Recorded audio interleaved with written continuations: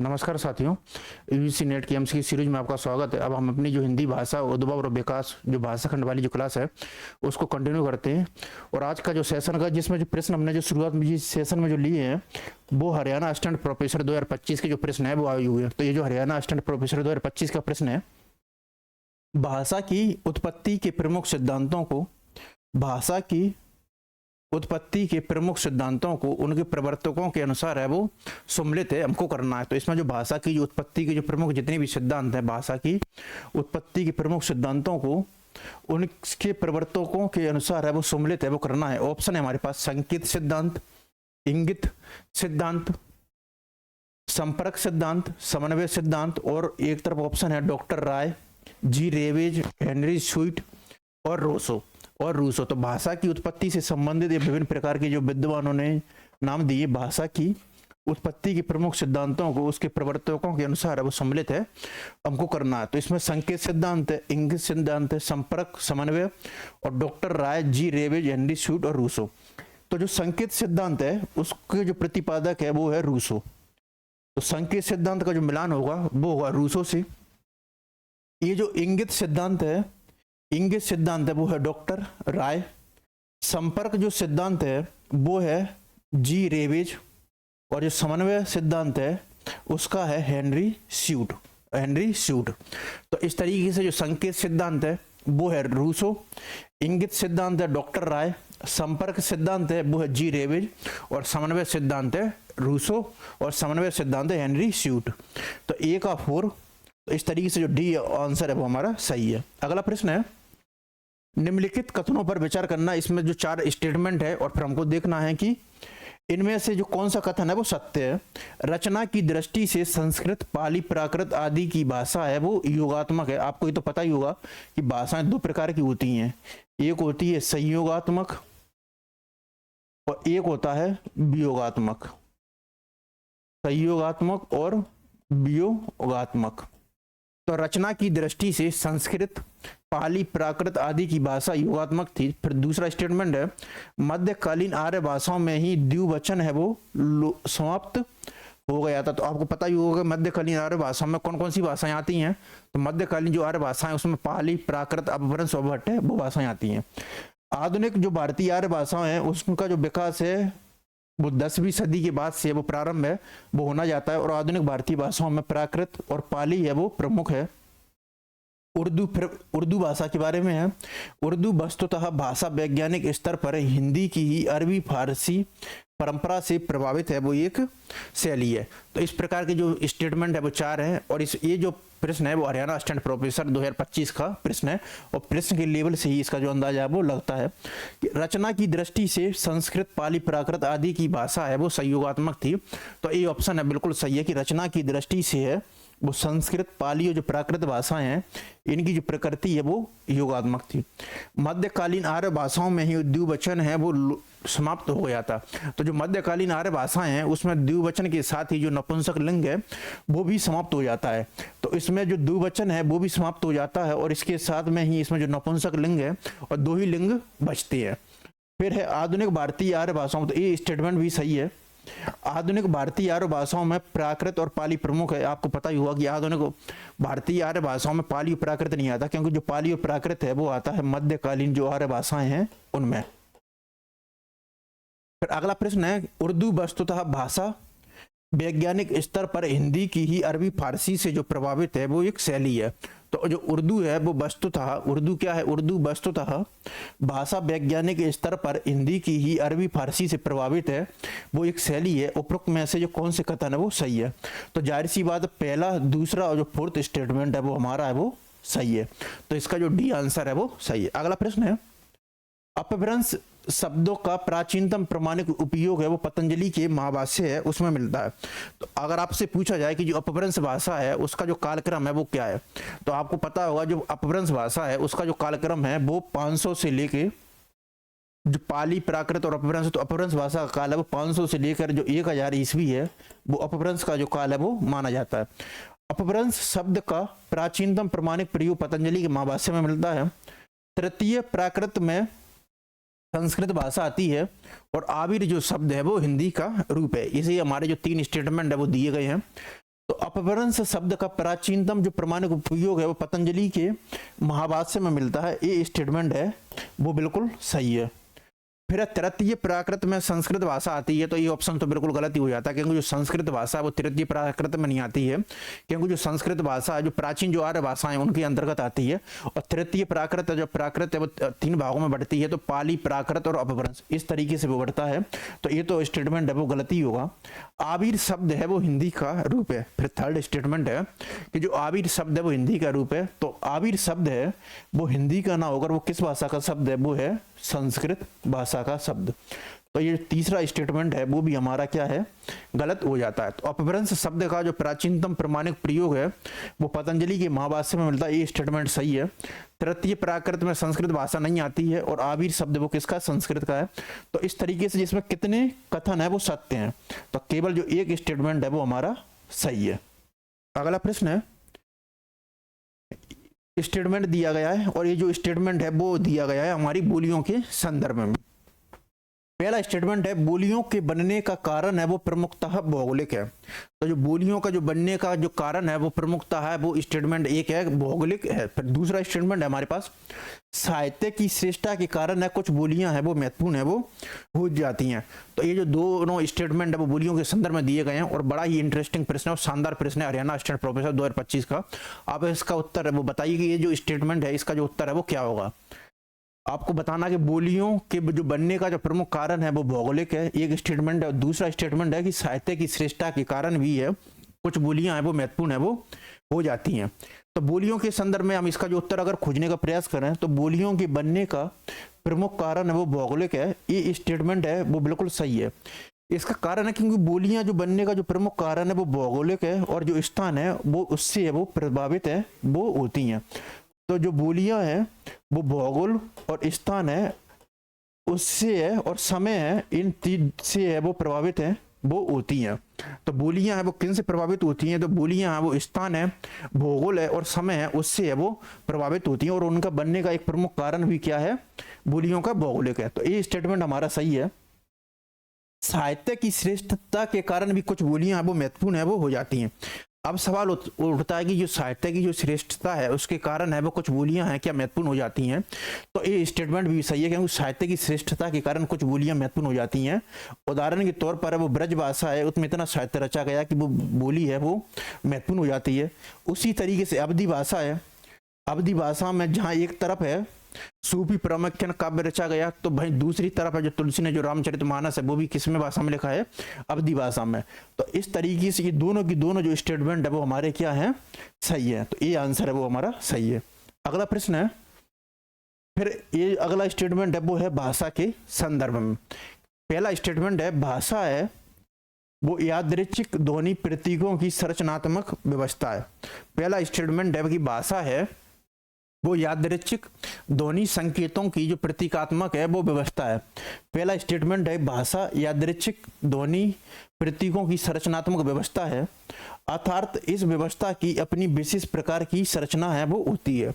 ये दो स्टेटमेंट है। आप इसका जो उत्तर है वो मन में सोचिए या बताइए कि जो भाषा है दोनों स्टेटमेंट वो कौन कौन से सही है और कौन कौन से हैं वो गलत है।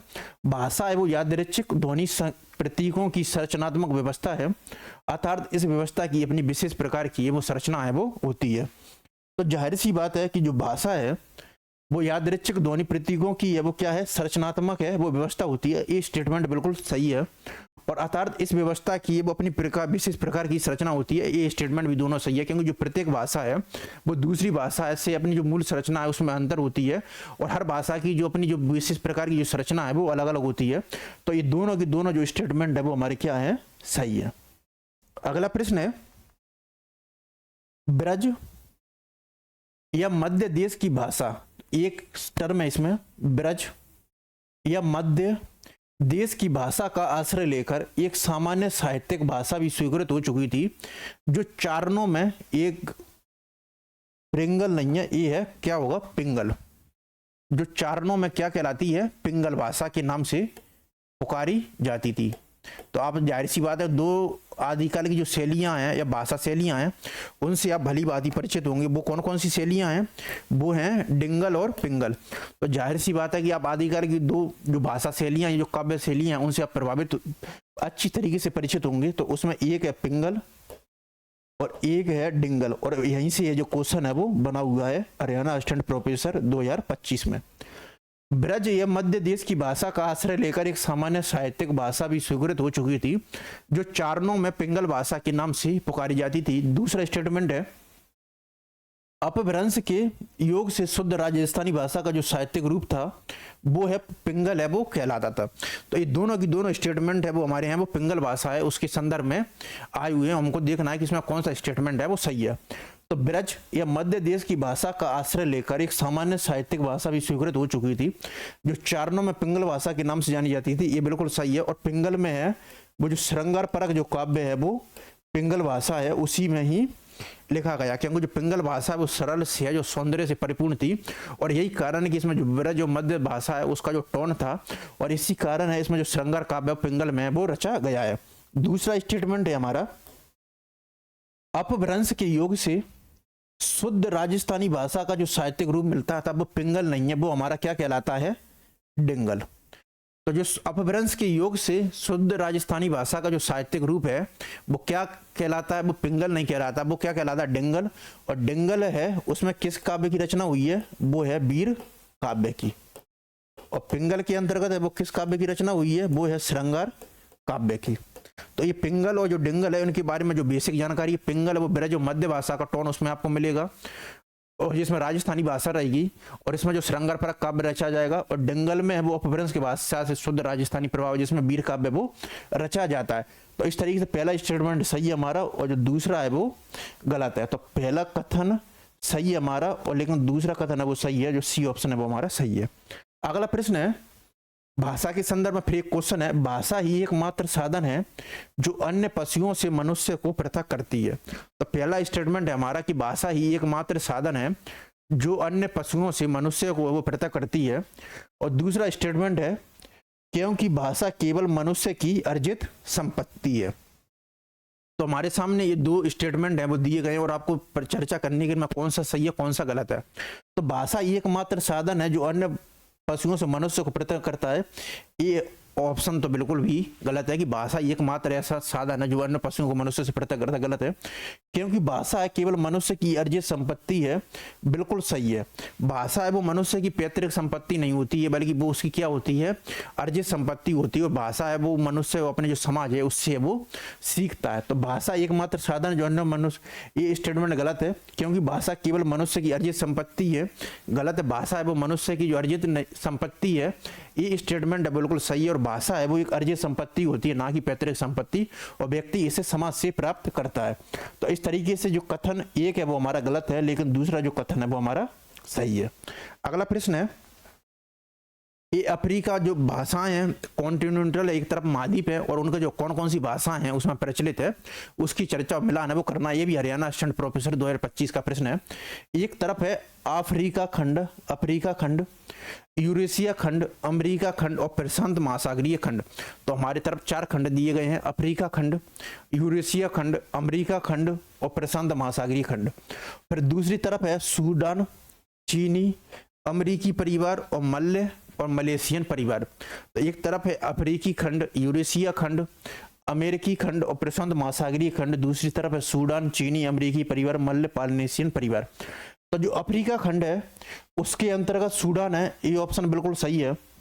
यूरेशिया खंड के अंतर्गत चीनी, ऑप्शन सही है।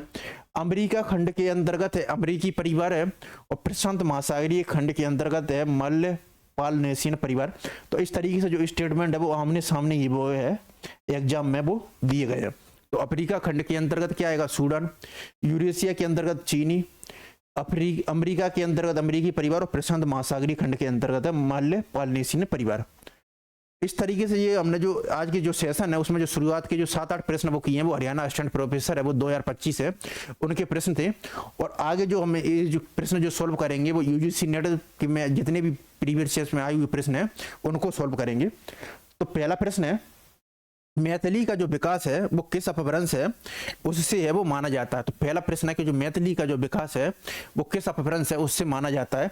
तो आपसे मैंने जो 5 उपवर्गों के अंतर्गत जो 22 भाषाएं उनकी चर्चा की थी, वहीं से जो अधिकतर प्रश्न है वो यहाँ पर बनेंगे। और जो पहली जो हमारी जो स्लाइड थी उसमें हमने देखा भी था, उसको रिवाइज किया था। मैथिली का विकास है वो किस अपभ्रंश से माना जाता है। ऑप्शन है शौरसेनी अपभ्रंश, मागधी अपभ्रंश, अर्धमागधी अपभ्रंश और महाराष्ट्री अपभ्रंश। तो मैथिली का विकास है वो किस अपभ्रंश है उससे है वो माना जाता है। शौरसेनी, मागधी, अर्धमागधी और महाराष्ट्रीय अपभ्रंश। तो जो जाहिर सी बात है जो मैथिली है वो किस भाषा के अंतर्गत आती है। तो जो मैथिली है वो आती है हमारी जो बिहारी हिंदी है उसके अंतर्गत और आती है। और बिहारी हिंदी है उसका जो विकास है वो किससे होता है, वो होता है मागधी अपभ्रंश से। और ये जो अर्धमागधी अपभ्रंश है इसका जो विकास होता है वो होता है पूर्वी हिंदी, जिसमें छत्तीसगढ़ी, अवधी जो भाषाएं हैं वो इत्यादि जो भाषा और बघेली है वो इत्यादि भाषाएं वो शामिल है। शौरसेनी जो अपभ्रंश है वहां से जो पश्चिम बोलियां वो निकलती हैं और राजस्थानी भाषा है उसका भी विकास है वो होता है। तो मैथिली का विकास वो किस अपभ्रंश से होगा। तो मैथिली का जो विकास है वो हमारा होगा मागधी के जो पूर्वी हिंदी भाषा वर्ग है वहां से। अगला प्रश्न है, संविधान के किस अनुच्छेद में देवनागरी लिपि में लिखित हिंदी को संघ की जो राजभाषा है वो घोषित है वो किया गया है। तो हमने जो पिछली की जो कक्षा है उसमें बोला भी था कि जो संविधान का जो भाग 17 है उसका जो शीर्षक है वो क्या है, वो राजभाषा है। तो संविधान का जो भाग 17 है वो क्या शीर्षक है, वो है राजभाषा शीर्षक, जिसमें राजभाषा से संबंधित प्रावधान है। और इसमें जो अनुच्छेद 343 से 351 तक उसमें राजभाषा से संबंधित विभिन्न प्रावधान है वो हमारे यहाँ वो दिए गए हैं। और इसी को है वो मुंशी आयंगर जो फॉर्मूला है वो भी बोला जाता है। तो संविधान के किस अनुच्छेद में देवनागरी लिपि में लिखित हिंदी को वो संघ की जो राजभाषा है वो घोषित किया गया। तो संघ की जो राजभाषा है वो अनुच्छेद 343 में घोषित किया गया है। उसकी जो लिपि है वो देवनागरी बोली गई है और अंकों का जो राष्ट्रीय स्वरूप है वो घोषित किया गया। इस तरीके से 343 में 3 बातें आती हैं। संघ की राजभाषा है वो हिंदी होगी, लिपि देवनागरी और अंकों का जो राष्ट्रीय स्वरूप है वो आधारित होगा। और अनुच्छेद जो 348 है वो न्यायालयों में जो भाषा के आधार पर जो प्रयोग है उसकी चर्चा है वो इसमें की गई है। अगला प्रश्न है, दक्षिण भारत हिंदी प्रचार सभा मद्रास की जो स्थापना है वो किसने की। तो दक्षिण भारत हिंदी मद्रास सभा है जो मद्रास है उसकी जो स्थापना है वो किसने की थी। तो दक्षिण भारत हिंदी मद्रास सभा जिसकी जो स्थापना वो की थी महात्मा गांधी थे।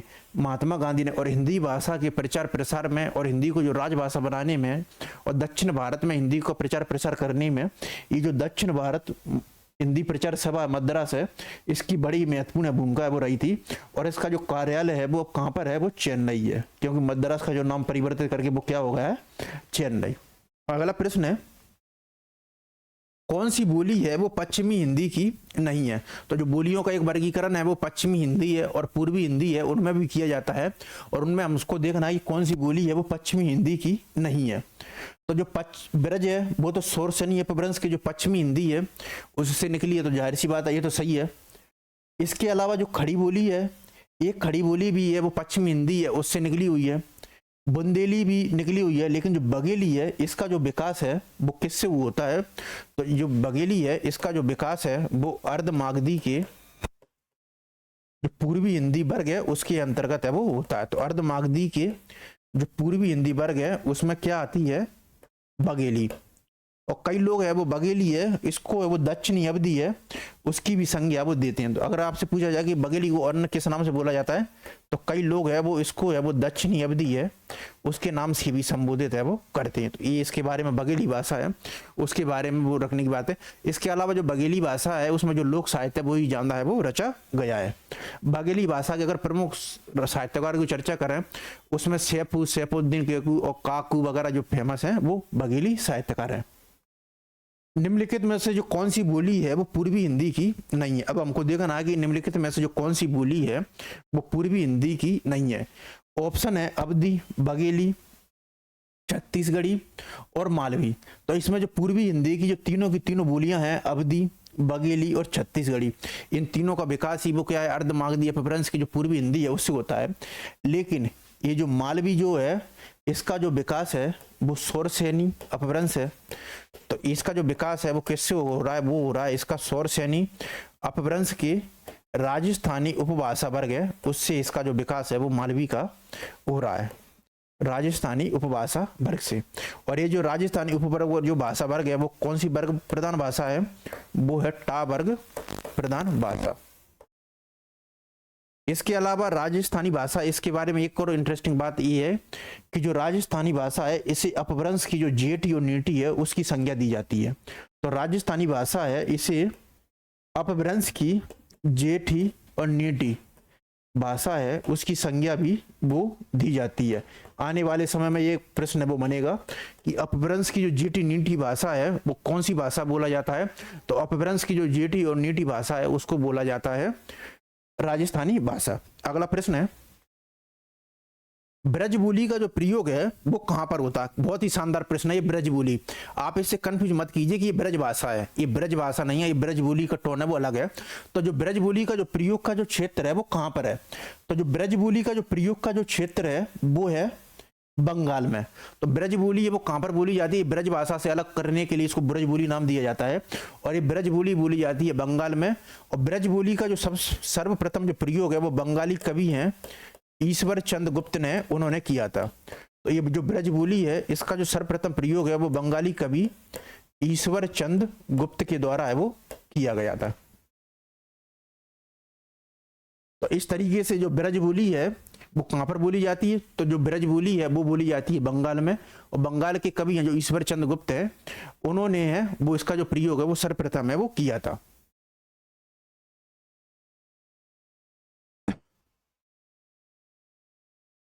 कीर्ति लता है वो किस भाषा की रचना है। अब हमको देखना है कि जो कीर्ति लता है वो किस भाषा की रचना है। तो सबसे पहले आप ये बताइए जो कीर्ति लता है उसके रचनाकार कौन है। तो जो कीर्ति लता है उसके जो रचनाकार हैं वो है विद्यापति। और ये विद्यापति है इन्होंने है वो 3 भाषाओं में काव्य सृजन किया है। वो 3 भाषाएं कौन कौन सी हैं, वो 3 भाषाएं हैं,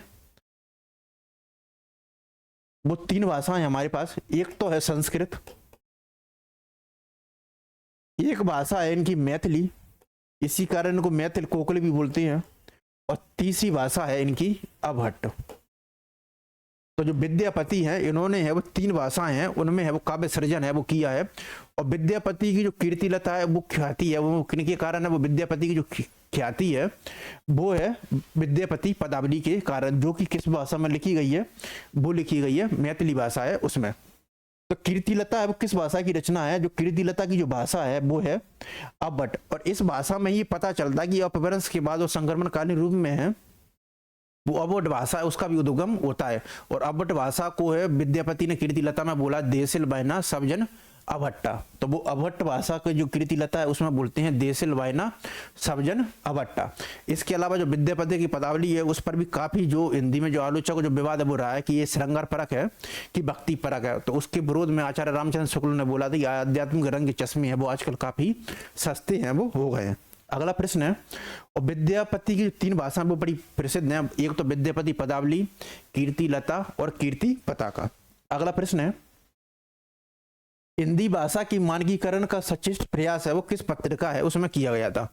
तो हिंदी भाषा है उसकी जो मानकीकरण है उसका जो सचेत जो प्रयास है वो हमको देखना है कि किस पत्रिका में वो सर्वप्रथम है वो किया गया था। तो हिंदी भाषा के मानकीकरण का सबसे सचेत प्रयास है वो किस पत्रिका में किया गया था। तो जो सरस्वती पत्रिका है, जो सरस्वती पत्रिका की संपादन कार्य है वो महावीर प्रसाद द्विवेदी जी है, वो 1903 से लेकर 1920 है 20 है उसके बीच में करते हैं। आनंद कादम्बनी जो संपादक थे वो थे बद्री नारायण चौधरी प्रेमगन। तो बद्री नारायण जो चौधरी प्रेमगन है वो आनंद कादम्बनी है उनके थे। तो हिंदी भाषा के मानकीकरण का जो सचेत प्रयास है वो किया गया था सरस्वती पत्रिका में, और किसके नेतृत्व में किया गया था, महावीर प्रसाद द्विवेदी जी के नेतृत्व में वो हिंदी भाषा के मानकीकरण का जो सचेत प्रयास है वो किया गया था। अगला प्रयास है, निम्नलिखित भाषाओं के जो विकास है उसका है वो सही अनुक्रम है वो बताना है। तो निम्नलिखित जो भाषाएं हैं उनके जो विकास है उसका जो सही अनुक्रम है वो क्या है। प्राकृत पाली अपभ्रंश हिंदी, तो ये ऑप्शन तो गलत ही है। पाली के बाद आएगा प्राकृत, तो ये भी गलत है। अपभ्रंश तो पहले आएगा नहीं, तो इसका जो क्रम बनेगा वो बनेगा पाली, प्राकृत, अपभ्रंश, अवहट और हिंदी। अगर इसमें बीच में अवहट आता तो वो भी हो जाता, तो पाली, प्राकृत, अपभ्रंश, अवहट और हिंदी। तो पाली, प्राकृत, अपभ्रंश, हिंदी, जो बी आंसर है वो हमारा सही है। निम्नलिखित में से कौन सी है वो पश्चिमी हिंदी है, उसकी बोली नहीं है। फिर पूर्वी हिंदी और पश्चिमी हिंदी का फिर डिवीजन है वो यहाँ पर किया गया, और निम्नलिखित में से कौन सी है वो पश्चिमी हिंदी की बोली नहीं है। तो जो बुंदेली है ये तो पश्चिमी हिंदी की है। ब्रज तो महत्वपूर्ण है, और ब्रज भाषा का जो अन्य नाम मिलता है वो है अंतर्वेदी, और बुंदेली को दसारनी या दसारनब्बो भाषा के नाम से भी संबोधित है वो किया जाता है। कन्नौजी ये भी पश्चिमी हिंदी है, उसके अंतर्गत है, लेकिन ये जो बघेली है ये पश्चिमी हिंदी के अंतर्गत नहीं है। इस पहले प्रश्न में भी हमने चर्चा की थी, ये किसके अंतर्गत है, ये अर्धमागधी के अंतर्गत, जो पूर्वी हिंदी है उसके अंतर्गत ये समाहित है। अगला प्रश्न है, भारतीय संविधान के किन अनुच्छेदों में राजभाषा संबंधित प्रावधानों का जो उल्लेख है वो किया गया है। तो भारतीय संविधान के किन अनुच्छेदों में जो राजभाषा संबंधी जो प्रावधान है उनका उल्लेख किया गया।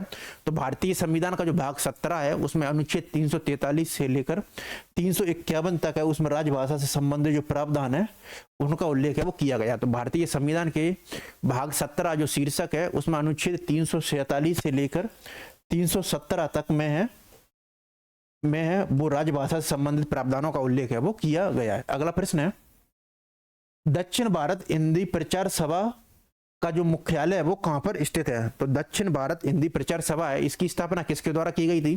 तो ये जो दक्षिण भारत हिंदी प्रचार सभा है इसकी स्थापना की गई थी महात्मा गांधी के द्वारा, और इसका जो मुख्यालय है वो है चेन्नई में, और इसने दक्षिण भारत में हिंदी को विकास को बढ़ावा देने में और हिंदी को राजभाषा बनाने में बड़ा ही महत्वपूर्ण योगदान है वो दिया था।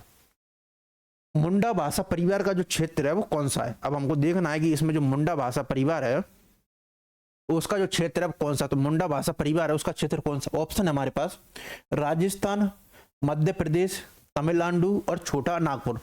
तो जो राजस्थान वाला जो क्षेत्र होगा उसमें कौन सी भाषा बोली जाती है वो है उसमें राजस्थानी उपभाषा वर्ग वो बोली जाती है। मध्य प्रदेश है, इसमें जो मध्य देशीय जो भाषा है वो प्रचलित थी। तमिलनाडु है तो इधर जो द्रविड़ भाषा है वो बोली जाती है। तो अब बचता क्या ऑप्शन है मुंडा। तो जो मुंडा है उसमें कौन सी भाषा बोली जाती है वो है छोटा नागपुर में। तो छोटा नागपुर के क्षेत्र में मुंडा भाषा परिवार का जो क्षेत्र है वो मौजूद है। दक्षिण भारत हिंदी प्रचार सभा का मुख्यालय कहां पर है। तो फिर से क्वेश्चन रिपीटेशन हो गया, एक क्वेश्चन रिपीटेशन नहीं किया गया। आपको लग रहा होगा इन क्वेश्चनों को रिपीटेशन नहीं किया गया, बल्कि ये प्रश्न है वो इतनी बार है वो एग्जाम में आया हुआ है, उतना महत्वपूर्ण इसलिए एग्जाम है, इसलिए क्वेश्चन है उतना लिया गया है। तो दक्षिण भारत वो हिंदी प्रचार सभा है, इसका जो मुख्यालय वो कहां पर है वो है चेन्नई में, और इसकी स्थापना करता है वो है महात्मा गांधी। अगला प्रश्न है, अपभ्रंश शब्द का जो सर्वप्रथम प्रयोग है वो कब है वो किया गया। तो सबसे पहले आप ये बताइए कि जो अपभ्रंश भाषा का जो कार्यक्रम है वो क्या है। तो जो अपभ्रंश भाषा है उसका जो कार्यक्रम है वो 500 से लेकर जो 1000 ईस्वी है वो अपभ्रंश भाषा का कार्यक्रम है। और अपभ्रंश भाषा का जो सर्वप्रथम प्रयोग वो क्या है। तो अपभ्रंश भाषा का जो सर्वप्रथम प्रयोग है वो किया था पतंजलि ने। तो जो पतंजलि है उन्होंने ही वो अपभ्रंश भाषा है उनका जो सर्वप्रथम प्रयोग है वो किया था। इसके अलावा जो भरत मुनि है वो अपभ्रंश है उसको किस नाम से संबोधित करते हैं। तो भरत मुनि है वो अपभ्रंश को देश भाषा है उसके नाम से संबोधित करते हैं। ये भी बड़ा इंटरेस्टिंग और महत्वपूर्ण फैक्ट है कि भरत मुनि है वो अपभ्रंश है उसको किस नाम से संबोधित करते हैं। तो वो है देश भाषा। भरत मुनि है वो अपभ्रंश को कहेंगे देश भाषा। और जो अपभ्रंश का कालक्रम है 500 से लेकर 1000 जो ईस्वी है वो रहा है। और पतंजलि का जो महाभाष्य अष्टाध्यायी है उसमें है वो सर्वप्रथम है वो अपभ्रंश शब्द का प्रयोग है वो मिलता है। व्यंजना शब्द, तो आप सबको पता ही होगा कि शब्द शक्तियां वो कितने प्रकार की होती हैं। तो जो शब्दों में जो निहित अर्थ या भाव को जो प्रकट करते हैं उसको ही हम सामान्यतः है वो शब्द शक्तियां वो बोलते हैं। और जो शब्द शक्तियां हैं वो कितने प्रकार की होती हैं। तो जो शब्द शक्ति हैं वो 3 प्रकार की होती हैं। एक तो है अविदा, तत्पश्चात है लक्षणा और फिर है व्यंजना। तो जो शब्द शक्तियां हैं वो 3 प्रकार की होती हैं, अविदा, लक्षणा और व्यंजना। उसमें हमसे जिस चर्चा की गई है वो की गई है व्यंजना। तो व्यंजना शक्ति है उसका जो कार्य है वो क्या है। ऑप्शन है मूल्य, अर्थ को व्यक्त करना, प्रयोजन को व्यक्त करना, मुख्यार्थ की व्याख्या करना और मुख्यार्थ में छिपे अकथित अर्थ को व्यक्त करना। तो शब्द शक्तियां हमारी कितने प्रकार की होंगी 3 प्रकार की। और 3 प्रकार में जो व्यंजना शक्ति है उसका कार्य क्या है। मूल्य अर्थ को प्रकट करना ये तो नहीं है, प्रयोजन को व्यक्त करना, ये दोनों की दोनों जो बातें हैं वो किस संदर्भ में आएंगी, और मुख्यार्थ की व्याख्या करना, ये आती है अभिधा के अंतर्गत में। और मुख्यार्थ में छिपे अकथित अर्थ को व्यक्त करना, ये आता है व्यंजना के अंतर्गत। तो जो डी आंसर वो हमारा सही है, मुख्यार्थ में छिपे अकथित अर्थ को व्यक्त करना। अगला प्रश्न है, भारतीय भाषाओं को भारतीय संविधान की किस अनुसूची है उसमें शामिल है वो किया गया है। आप लोग बताएं कि भारतीय संविधान है, भारतीय भाषाओं को भारतीय संविधान की है वो किस अनुसूची है उसमें शामिल किया गया। ऑप्शन है अष्टम, सप्तम, नवम और दसम। तो भारतीय भाषाओं को भारतीय संविधान की है वो किस अनुसूची में शामिल किया गया है, वो किया गया है अष्टम सूची में। तो भारतीय भाषाओं को भारतीय संविधान की किस अनुसूची में शामिल किया गया है, वो अष्टम सूची में। और मूल संविधान में है वो कितनी भाषाओं को शामिल किया गया था, वो किया गया था 14। तो मूल संविधान में वो 14 जो भाषाएं हैं उनको है वो संविधान की 8वीं अनुसूची है उसमें शामिल किया गया था। और वर्तमान में कितनी भाषाएं उसमें शामिल हैं, वर्तमान में है जो 22 भाषाएं हैं वो संविधान की अनुसूची है उसमें शामिल है। सर्वप्रथम जिस भाषा को शामिल किया गया था वो किया गया था 21वें संविधान संशोधन है 1967 के माध्यम से सिंधी भाषा है उसको सर्वप्रथम है वो संविधान की जो उसमें संसूची है उसमें शामिल किया गया था। संविधान संशोधन के माध्यम से वो थी सिंधी भाषा। तो भारतीय भाषाओं को संविधान की किस अनुसूची है उसमें शामिल किया गया। तो भारतीय भाषाओं को संविधान की है, भारतीय भाषाओं को वो संविधान की किस अनुसूची में शामिल किया गया, तो वो है अष्टम भाषाओं में शामिल किया गया है। और इसमें जो मूल संविधान में वो 14 भाषाएं वो शामिल थी, 22 भाषा अभी वर्तमान में है। 21वीं संविधान संशोधन अधिनियम है जो 1967 है उसके तहत है वो सिंधी को शामिल किया गया था।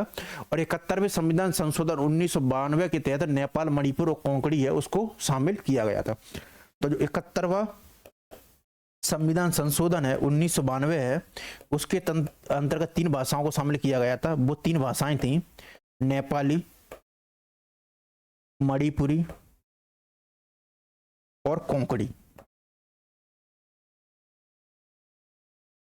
तो इस तरीके से मूल संविधान में कितनी भाषाएं थी 14, अभी कितनी है तो वो है 22।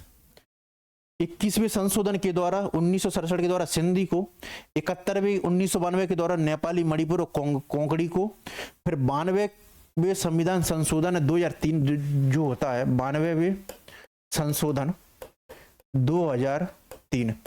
तो 92 इस तरीके से संविधान की जो 8वीं अनुसूची है उसमें संशोधन करने के लिए वो 3 भाषाओं को किया गया था। और 92वें के संविधान 2003 के द्वारा मैथिली, डोंगरी, बोडो और संताली 4 भाषाओं को शामिल किया गया। मैथिली, डोंगरी, बोडो और संताली। तो ये जो 4 भाषाएं हैं इसमें शामिल थी मैथिली, डोंगरी, बोडो और संताली। अगला प्रश्न है, ग्रिम नियम है वो किस भाषा के नियमों से है वो संबंधित है। अब हमको देखना है कि इसमें जो ग्रिम नियम है वो किस भाषा की ध्वनियों हैं उससे संबंधित है। तो जो ग्रिम नियम है वो किस भाषा की ध्वनियों से संबंधित है। ऑप्शन है जर्मन, फ्रेंच, रूसी और हिंदी। तो जो ग्रिम नियम है वो जर्मन भाषा की जो ध्वनियां हैं उनसे है वो संबंधित है।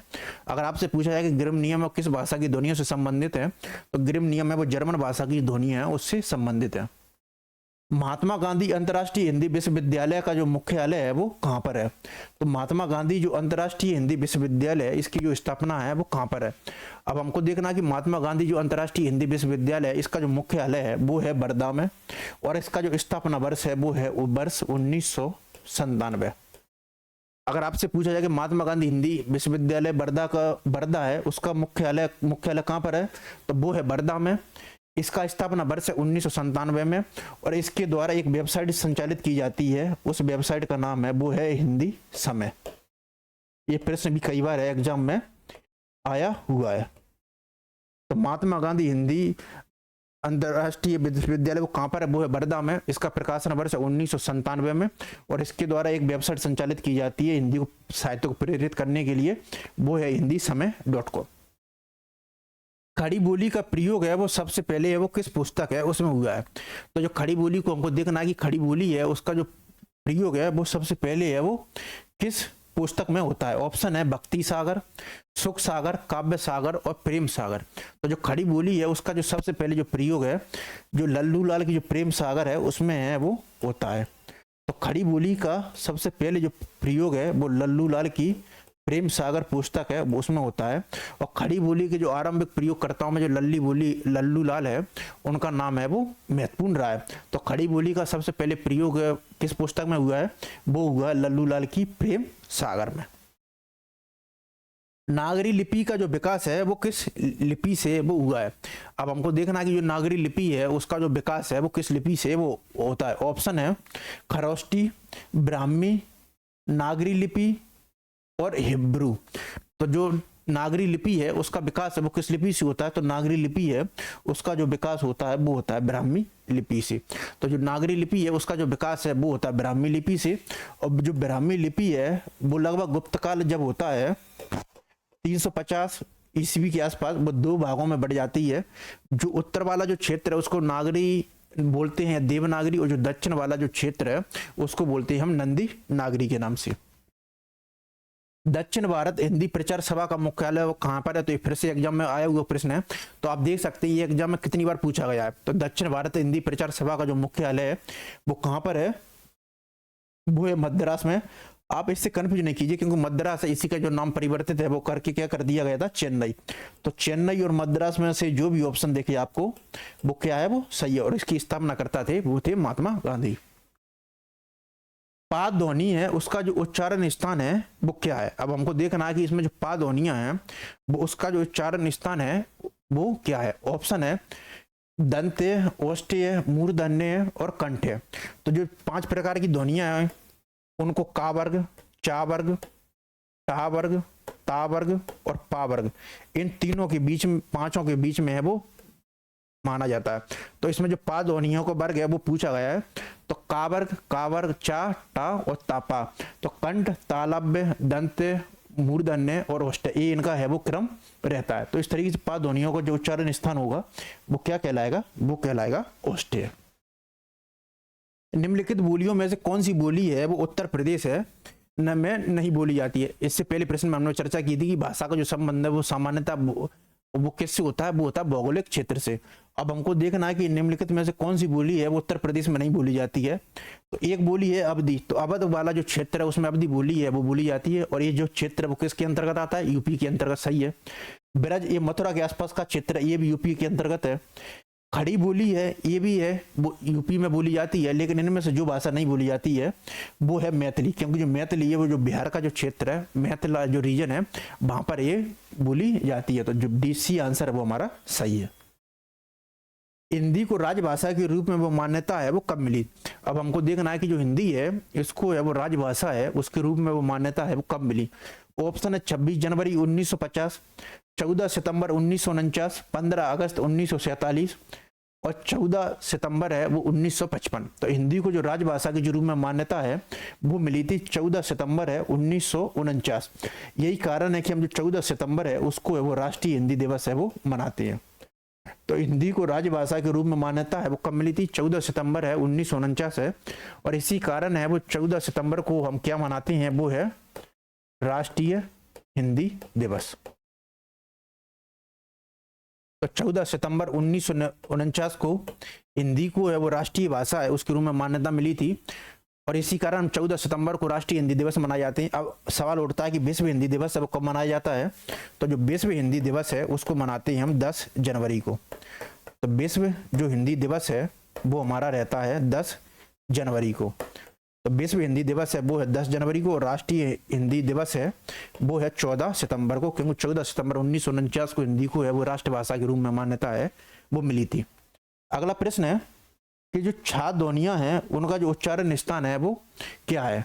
तो जो छा ध्वनियां हैं उनका जो उच्चारण स्थान है वो क्या है। अब हमको देखना है जो छा ध्वनियां हैं उनका जो उच्चारण स्थान है वो क्या है, दंत्य, ओष्ठ्य, तालव्य और बर्थस्य। तो जो छा ध्वनियां हैं उनका जो स्थान है वो क्या होगा, वो होगा तालव्य। पुरानी हिंदी जो नामकरण है वो किसने किया। ये बड़ा इंटरेस्टिंग प्रश्न है, कई बार एग्जाम में आया हुआ है और PYQ भी है कि पुरानी हिंदी का जो नामकरण है वो किसने किया है।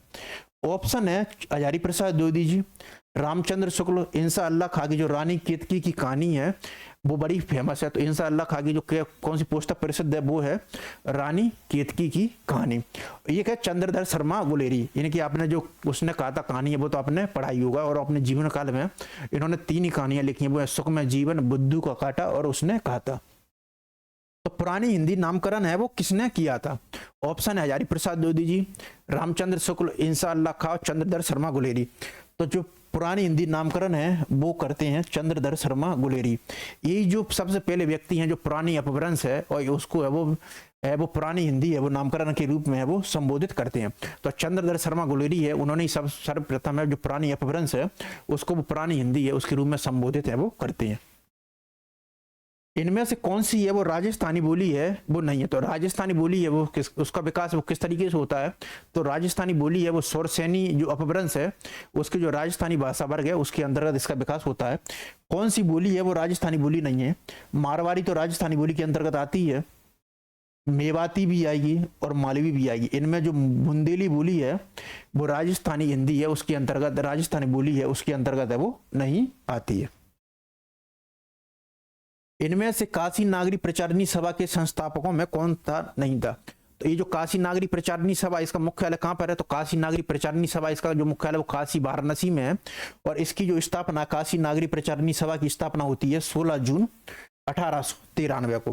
तो ये जो काशी नागरी प्रचारिणी सभा है इसकी जो स्थापना कब होती है? 16 जून 1893 को। और इसी के द्वारा वो सरस्वती पत्र का उसका प्रकाशन प्रारंभ किया जाता है। तो इनमें से काशी नागरी प्रचारिणी सभा की संस्थापक सदस्यों में कौन नहीं है? बाबू श्याम सुंदर दास, ठाकुर शिव कुमार सिंह, राम नारायण मिश्र और रामचंद्र शुक्ल। तो इनमें से जो काशी नागरी प्रचारिणी सभा के संस्थापकों में से है वो कौन नहीं है? ऑप्शन है बाबू श्याम सुंदर दास, ठाकुर शिव कुमार सिंह, राम नारायण मिश्र और रामचंद्र शुक्ल। तो ये जो तीनों के तीनों है वो काशी नागरी प्रचारिणी सभा है उसके संस्थापकों में शामिल थे, लेकिन रामचंद्र शुक्ल है वो काशी नागरी प्रचारिणी सभा के संस्थापकों में शामिल नहीं थे। तो काशी नागरी प्रचारिणी सभा है उसकी स्थापना होती है 16 जून 1893 को। और इसके संस्थापकों में शामिल थे बाबू श्याम सुंदर दास, ठाकुर शिव कुमार सिंह और राम नारायण मिश्र।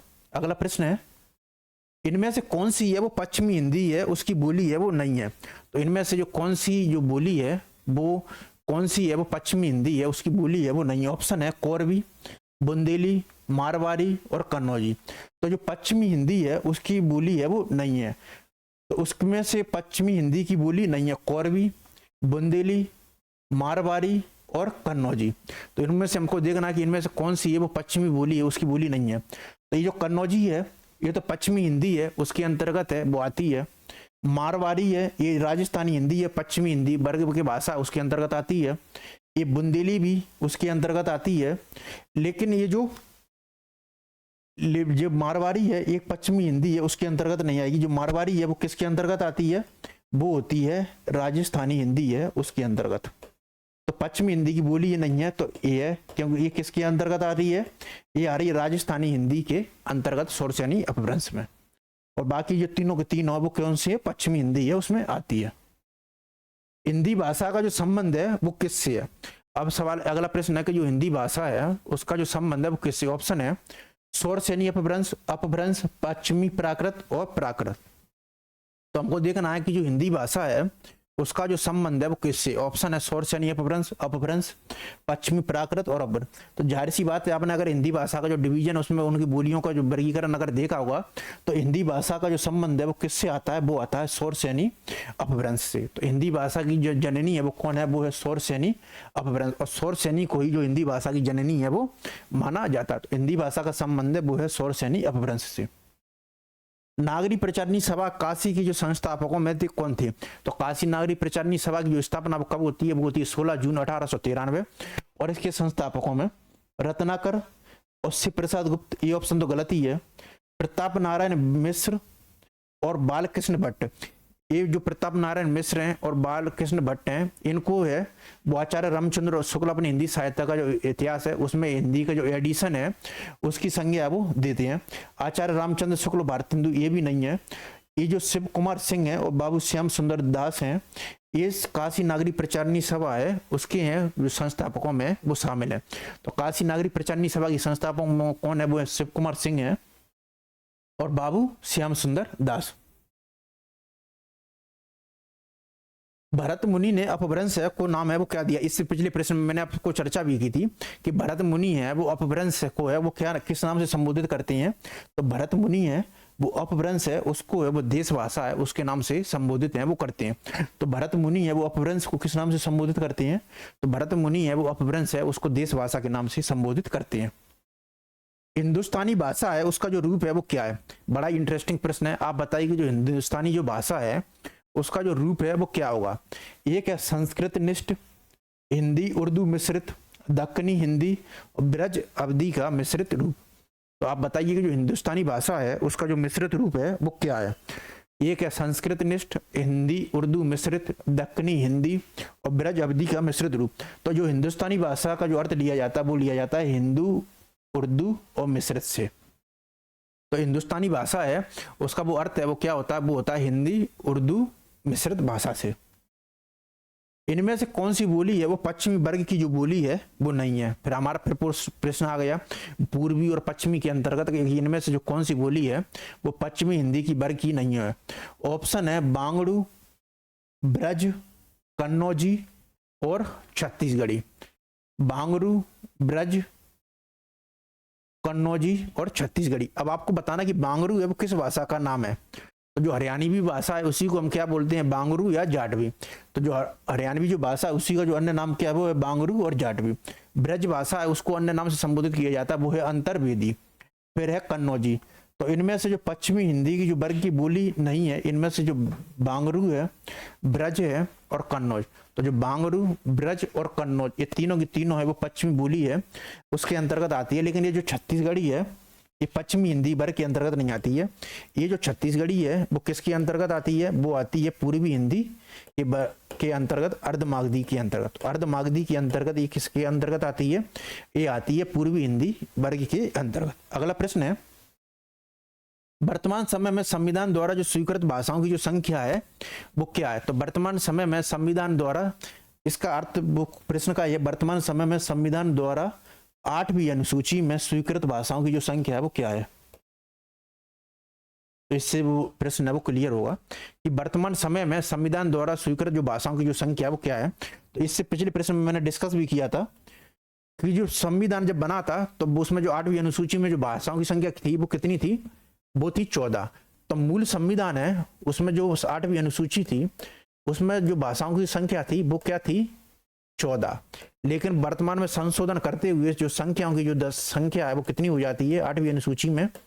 वो हो जाती है 22, 21वें। तो इस तरीके से संविधान की जो 8वीं अनुसूची है उसमें जो 22 भाषाएं हैं उनका जो उल्लेख है वो किया गया।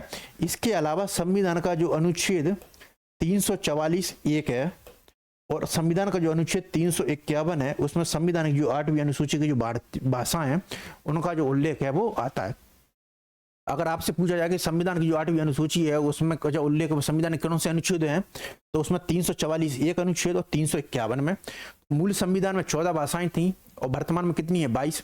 21वें संविधान संशोधन जब हमने 1967 में किया था उसमें सिंधी को शामिल किया था। फिर 71वें संविधान संशोधन 1992 जब हमने किया था उसमें नेपाली, मणिपुरी और कोंकणी को शामिल किया। और 92वें संविधान संशोधन 2003 के द्वारा हमने मैथिली, डोंगरी, बोडो और संथाली को शामिल किया। ग्रिम नियम है उसका जो संबंध है वो किससे? हमने पिछले प्रश्न में सॉल्व भी किया था कि जो ग्रिम नियम का जो संबंध है किस भाषा से? वो है जर्मन भाषा से। और जो ग्रिम नियम का जो संबंध आता है वो आता है स्वनिम विज्ञान से, जर्मन भाषा के अंतर्गत।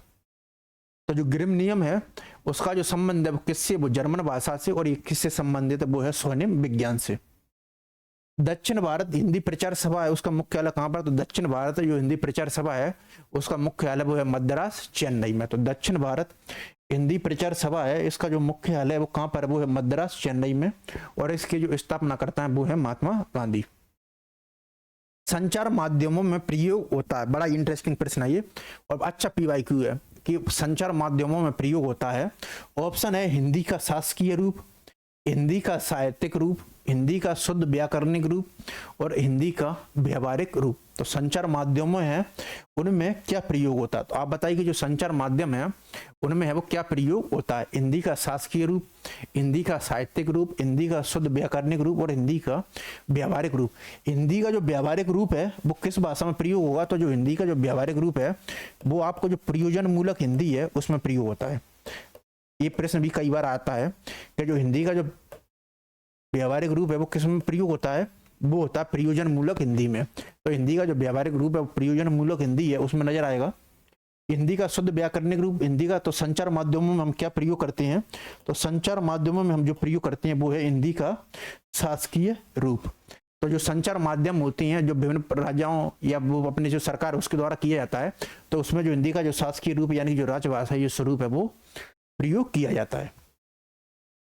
निम्नलिखित में से जो अर्ध स्वर है वो क्या है, आप बताइए कि जो निम्नलिखित है उसमें से जो अर्ध स्वर है वो क्या है। ऑप्शन है या, छ, प और 11। आप बताइए कि जो हिंदी है उसका जो संयुक्त स्वर जो अर्ध स्वर है वो क्या है। ये जो छत्र ज्ञा स्रा है ये क्या होती है, ये होता है संयुक्त व्यंजन। जो का और सा है उससे मिलकर है वो बना होता है। छत्र ज्ञा और स्रा ये क्या है, संयुक्त व्यंजन है छत्र ज्ञा स्रा। अब है कि इनमें से जो अर्ध स्वर है वो कौन सा है, तो जो हिंदी में जो अर्ध स्वर है वो 2 हैं। तो हिंदी में जो अर्ध स्वर है वो कौन से हैं, वो है या। तो हिंदी में जो अर्ध स्वरों की जो संख्या है वो है 2। अगर आपसे पूछा जाए कि हिंदी में जो अर्ध स्वर है वो कितने हैं, तो हिंदी में जो अर्ध स्वर बनते हैं वो बनते हैं 2, या और बा। तो हिंदी में जो अर्ध स्वरों की जो संख्या है वो क्या है, 2 है, या और बा। और छात्रा ज्ञा और जो स्रा है वो हमारे क्या कहलाती हैं, वो कहलाती हैं संयुक्त व्यंजन। और ला है वो प्रकंपित और जो लुंठित व्यंजन है वो हमारा है वो कहलाता है। तो हिंदी में जो अर्ध स्वर है वो उनकी संख्या है केवल 2। हिंदी में जो अर्ध स्वर है वो है 2, या और बा। और छात्रा ज्ञा और स्रा है वो हमारे क्या कहलाते हैं, संयुक्त व्यंजन। तो आज के लिए हम इतना ही रखते हैं अपने सेशन में। तो आज हमने जिन प्रश्नों को सॉल्व किया उसमें तो एक तो हरियाणा असिस्टेंट प्रोफेसर में जो 2025 में आई हुई प्रश्न थे उनकी संख्या करीबन 8 और 9 रही होगी। और बाकी जो नेट के जो हमारे जो PYQ हैं उनको हमने भाषा खंड के अंतर्गत है वो सॉल्व किया था। कल हम अपनी इस क्लास को फिर से कंटिन्यू करेंगे। आज के लिए धन्यवाद।